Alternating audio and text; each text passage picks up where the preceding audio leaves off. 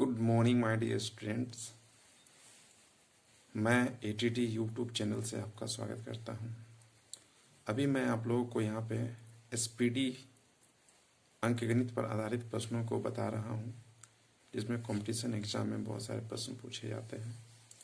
इस पर मैं पहला चैप्टर संख्या पर आधारित प्रश्न संख्या पद्धति पढ़ा रहा हूं, जिसमें आज हम देखेंगे कि योग पर आधारित प्रश्नों को कैसे हल किया जाता है।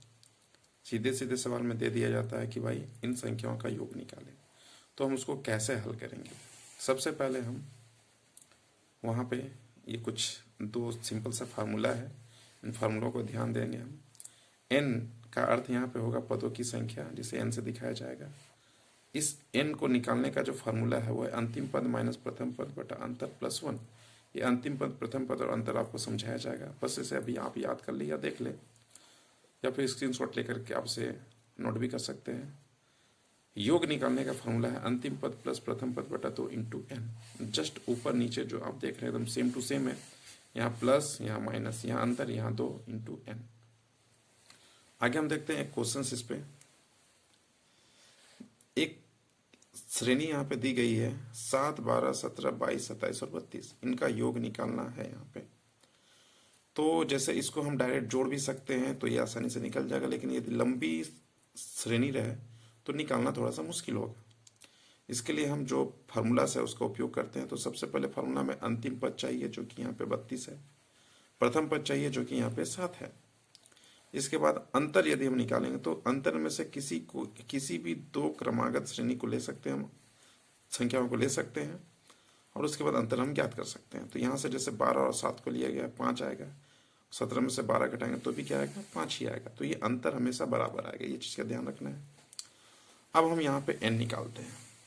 तो n जब हम यहाँ पे निकालेंगे तो हमारा जो फार्मूला था अंतिम संख्या माइनस प्रथम संख्या बटा अंतर, तो अंतर अंतिम संख्या आप यहाँ पे देख रहे हैं कि अंतिम पद 32 है, प्रथम पद 7 है और अंतर यहाँ पे 5 है।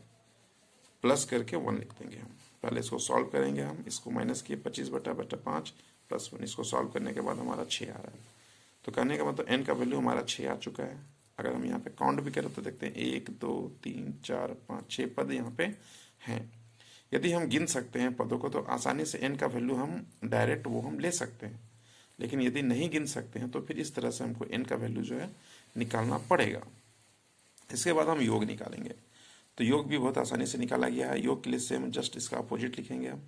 32 प्लस 7 अंतिम पद प्लस प्रथम पद बटा 2 इंटू एन, जो जस्ट ऊपर में निकाला गया वो एन यहाँ पे रख देंगे। इसको सॉल्व करेंगे तो 32, 7, 39 बटा 2 इंटू 6, 2 से 6 हमारा कट जाएगा 3 बार में।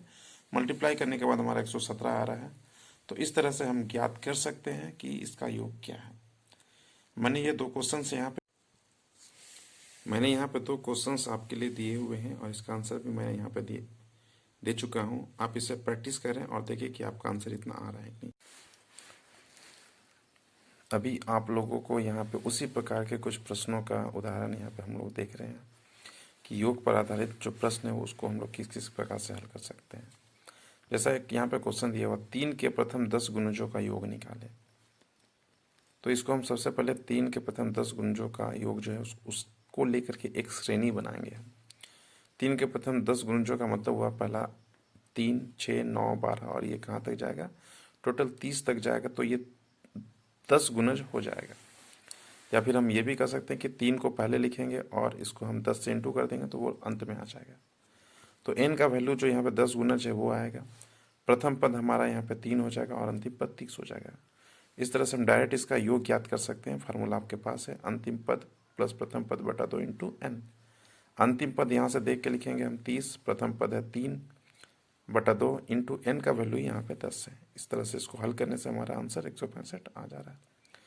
तो यदि इस प्रकार के प्रश्न है कि यदि गुणजों का योग पूछा जा रहा है किसी का, तो हम उसको इस तरह से ज्ञात कर सकते हैं। एक और एग्जाम्पल हम लोग यहाँ पे देखते हैं। 6 के प्रथम 18 गुणजों का योग ज्ञात करें। तो सबसे पहले हम जो 6 होगा ये प्रथम पद बन जाएगा, 12, 18, 24 ये 6 करके बढ़ते जाएगा। और अंतिम पद क्या होगा, तो 6 और 18 को इंटू करने से जो आता है वो हमारा अंतिम पद हो जाएगा 6 इंटू 8, 6 इंटू 18 इक्वल टू 108। इस तरह से हम यहाँ देखते हैं अंतिम पद हमारा 108 है, प्रथम पद 6 है और n का वैल्यू जो 18 गुणज है वो यहाँ पे आ जाएगा। फार्मूला अप्लाई करेंगे हम। अंतिम पद लिखेंगे 108 प्लस प्रथम पद 6/2 इंटू एन का मान 18। हल करने के बाद हमारा यहाँ पे आ रहा है 10,026।